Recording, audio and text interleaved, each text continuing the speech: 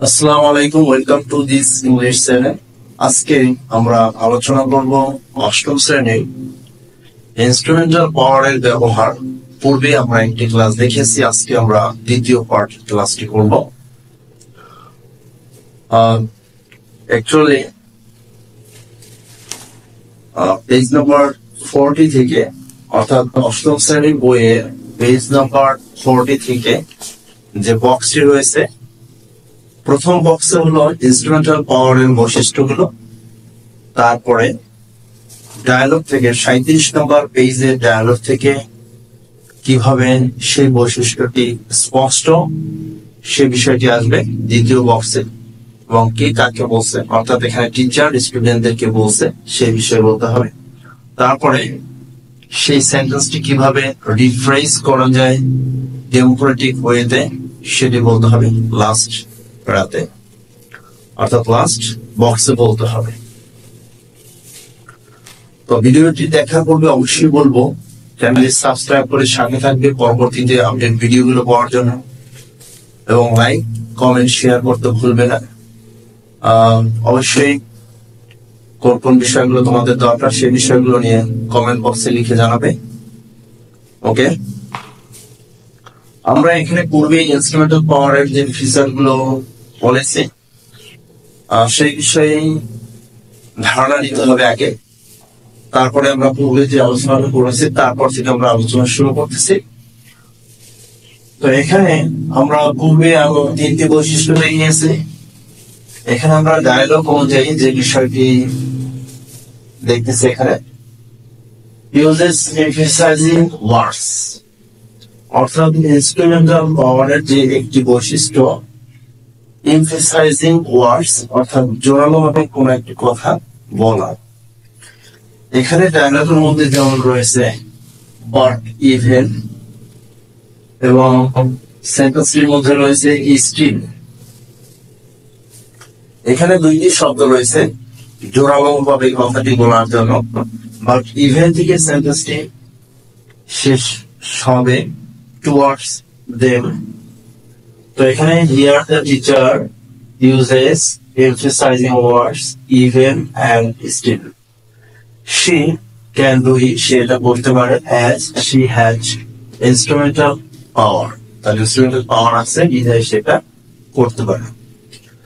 Democratic অ্যাটমসফিয়ারে কি লিখতে পারে, it doesn't matter whether you achieve your goal or not, মানে এটা কোনো বিষয় না যে তুমি তোমার গন্তব্য বা লক্ষ্য অর্জন করো কি না করো, but it can help you progress in life, but তোমার যে প্রচেষ্টাটা সেই প্রচেষ্টা তোমাকে জীবনে উন্নতি করতে সাহায্য করতে পারে। By using it doesn't matter whether or not এই স্ট্রাকচারটি ব্যবহার করার দ্বারা she can apply her instrumental power, সে তার ইনস্ট্রুমেন্টাল পাওয়ার প্রয়োগ করতে পারে এই সেন্টেন্স ব্যবহার করার দ্বারা। দ্বিতীয় যে বৈশিষ্ট্যটি রয়েছে ইউজেস মডার্ন ভার্বস। এখানে ডায়ালগটা আমরা এসে you should start by identifying what you want to achieve and what is important to you, যেটা তুমি অর্জন করতে চাও বা যেটা গুরুত্বপূর্ণ তোমার কাছে মনে হয় সেটিকে আইডেন্টিফাই করার দ্বারা তোমার শুরু করা উচিত। হিয়ার দ্য টিচার ইউজেস, এখানে টিচার ব্যবহার করে modern verb and tells the স্টুডেন্টদেরকে বলে what they want, যা তারা অর্জন করতে চায়। she can tell them, সে তাদেরকে বলতে পারে এটা as she has instrumental power, যেহেতু তার instrumental power সেটাই সেটা বলতে পারে। ডেমোক্রেটিক অ্যাটমসফিয়ারে এই সেন্টেন্সটি আবার একটু অন্যভাবে বলতে পারে ইউ ক্যান স্টার্ট অথবা ইউ মাস্ট স্টার্ট, তুমি অবশ্যই শুরু করবে বা শুরু করতে পারো, এবার সেন্টেন্সটি বলা যাবে। পুরো সেন্টেন্সটি এখানে লিখে দিতে হবে। The teacher can also use modern verb, can and must. Teacher এই মডার্ন ভার্ব ব্যবহার করতে পারেন। By using modern verb she can exercise her instrumental power. Model word ব্যবহার করার দ্বারা সে তার ইনস্ট্রুমেন্টাল পাওয়ার প্রয়োগ করতে পারে। তারপরে ব্যবহার করতে পারি আমরা ইউজেস ইম্পারেটিভ সেন্টেন্সেস। সেন্টেন্স থেকে আমরা ইম্পারেটিভ সেন্টেন্স গুলো নিতে পারি। এখানে কয়েকটি সেন্টেন্স রয়েছে, যেমন and দিয়ে and remember and remember you can adjust your goals as you go along. অথবা শেষের দিকে রয়েছে remember setting goals is an important part of achieving success in life. এভাবে ইম্পারেটিভ সেন্টেন্স নিতে পারি। এখানে here the teacher uses imperative sentences to remember about the matter, about the setting goals সম্পর্কে স্মরণ করতে বলেছে। She can do it, সেটা করতে পারে, because বা and she has instrumental power, যেহেতু instrumental power আছে। এখানে আমরা লিখতে পারি যে ওয়েল বা ওকে, তারপরে যে ইম্পারেটিভ সেন্টেন্সটি রয়েছে সেই ইম্পারেটিভ সেন্টেন্সটা আবার তুলে দিতে পারে।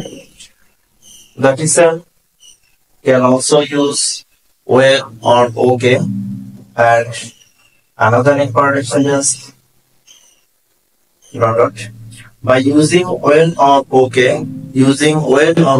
okay ব্যবহার করার দ্বারা she can apply her instrumental power, or she can use, সে ব্যবহার করতে পারেন another imperative sentences. Okay, তো এভাবে আমরা ফিচার্স গুলো বের করে নিব ডায়লগ থেকে। তারপরে সেন্টেন্স, কোন সেন্টেন্স গুলো সেগুলো স্পষ্ট বলা যায় সেটা বলতে হবে, টিচার স্টুডেন্টদেরকে কিভাবে বলে সেটা বলতে হবে।